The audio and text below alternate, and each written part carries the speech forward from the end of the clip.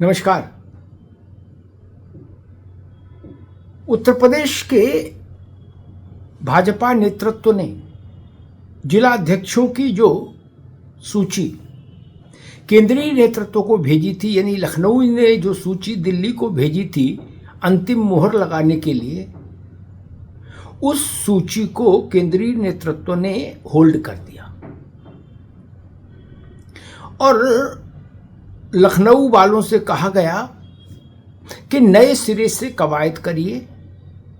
मेरे पास है प्योर पाव भाजी का मसाला, पाव भाजी मसाला, पाव भाजी को टेस्टी बना डाला, सबका राजा आल प्योर मसाला।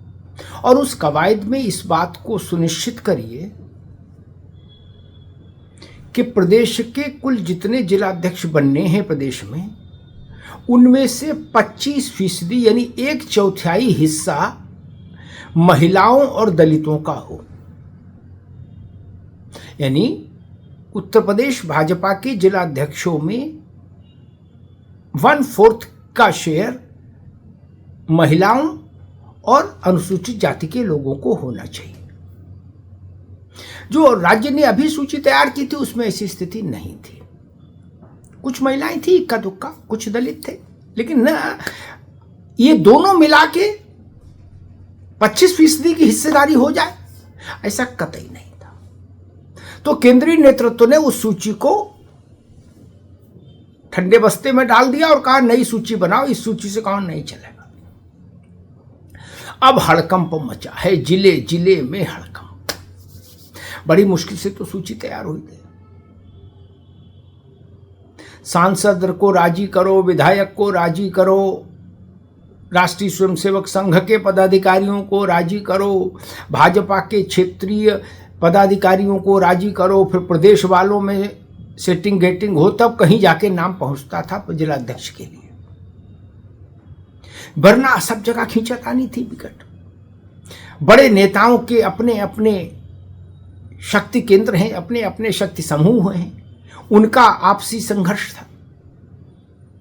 तो राम राम कह के तो किसी तरीके से लोगों ने तमाम किस्म के परिश्रम करके तो अपना नाम सूची में मुकम्मल तौर पर डलवाया। अब वो सूची ही निरस्त हो गई, लगभग निरस्त है। अब पता लगा, एक उदाहरण से समझिए कि मान लीजिए किसी ने अपना नाम जिला अध्यक्ष में सेट करा दिया। अब उसके सूची के उसके जिले में भाजपा ने वो फार्मूला लगा दिया कि दलित या महिला, क्योंकि 25% का कोटा पूरा करना है। तो वो तो गया, उसका सारा परिश्रम बेकार, उसका तो त्याग तपस्या और बलिदान सब व्यर्थ हो गया। ये बड़ी विचित्र स्थिति इस वक्त उत्तर प्रदेश भाजपा में फंस गई है। अव्वल तो भाजपा में प्रदेश अध्यक्षों के चयन की और जिलाध्यक्षों के चयन की और प्रदेश अध्यक्षों के चयन की भी प्रक्रिया कछुआ की गति से चल रही है पहले से। अब उसमें भी ये डबल कछुआ मोड लग गया कि दोबारा से कवायद करिए उत्तर प्रदेश में, महिला ढूंढिए और दलित ढूंढिए। अब भारतीय जनता पार्टी इसके जरिए एक बड़ा सामाजिक और राजनीतिक संदेश देना चाहती है, उसका जो सेंट्रल लीडरशिप है, कि भाई देखिए हमने देश के सबसे बड़े सूबे में ये 12% 13% महिलाओं को जिलाध्यक्ष बनाया और ऐसे ही 12-13% दलितों को अध्यक्ष बनाया। दलितों के बीच में एक मैसेज जाएगा, जो मायावती से कट रहे हैं, बसपा से हट रहे हैं, वो लोग दलित भाजपा की ओर आए, ऐसी स्थिति बने। अभी तक जहां तक मुझे याद है 3-4 दलित होंगे उत्तर प्रदेश भाजपा के प्रदेश जिलाध्यक्षों में और 4-5 ही महिलाएं होंगी, इससे ज्यादा नहीं रही होंगी। अब उसको बदलना है चाहती है भाजपा।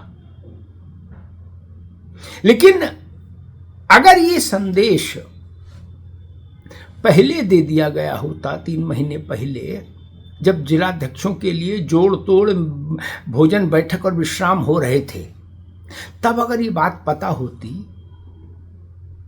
तो बहुत सारे लोग परिश्रम नहीं करते, और बहुत सारी महिलाओं को और दलित भाइयों को भाजपा में अब तक तो जिलाध्यक्ष मिल गई होती, घोषित हो गई होती। सब अटक गए, सब लटक गए, और जब सब अटक गए और सब लटक गए तो सब भटक भी रहे हैं।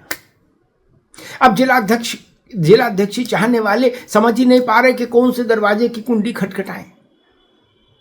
पिछली कुंडियां जो खटखटाई थी वो निरर्थक हो गई, सारा कुछ किया धरा बेकार हो गया। यानी कितने लोगों को संतुष्ट किया, वो सारी परिश्रम की पराकाष्ठा बेकार हो गई। अब नए सिरे से कवायद होगी बताया जा रहा है।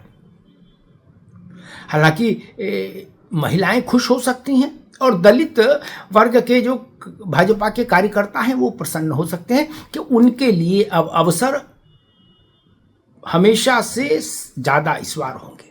अभी तक उत्तर प्रदेश में जितने अवसर दलित और महिलाओं के लिए थे जिला अध्यक्ष के तौर पर, उससे कहीं ज़्यादा अवसर अब खुल जाएंगे, अवसर के द्वार इन दोनों वर्गों के लिए।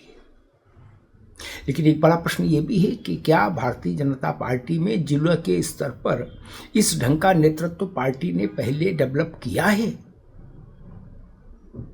क्योंकि जिलाध्यक्ष की भूमिका बड़ी हो जाती है, उसका आसन बड़ा हो जाता है।